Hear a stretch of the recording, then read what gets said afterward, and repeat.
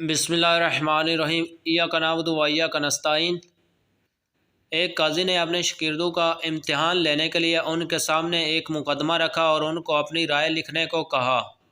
ایک شخص کے گھر مہمان آئے، اس نے ان کی خاطر مدارت کی، اپنے ملازم کو دودھ لینے بھیجا تاکہ مہمانوں کے لیے کھیر بنائی جائے۔ ملازم دودھ کا برتن سر پر رکھے آ رہا تھا کہ اوپر سے ایک چیل گزری جس کے پنجوں میں سانپ تھا۔ سانپ کے منہ سے زہر کے قطرے نکلے جو دودھ میں جا گرے۔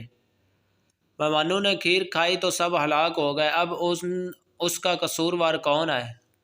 پہلے شاگرد نے لکھا کہ یہ غلطی ملازم کی ہے، اسے برتن ڈھانپنا چاہیے تھا، لہذا مہمانوں کا قتل اس کے ذمہ ہے، اسے سزا دی جائے۔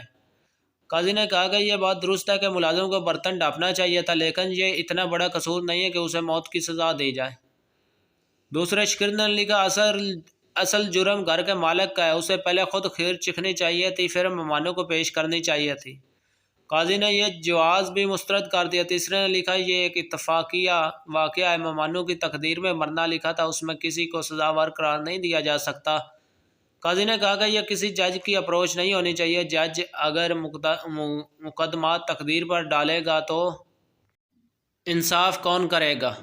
چوتھے نے کہا کہ سب سے پہلا سوال یہ ہے کہ یہ سارا منظر دیکھا کس نے؟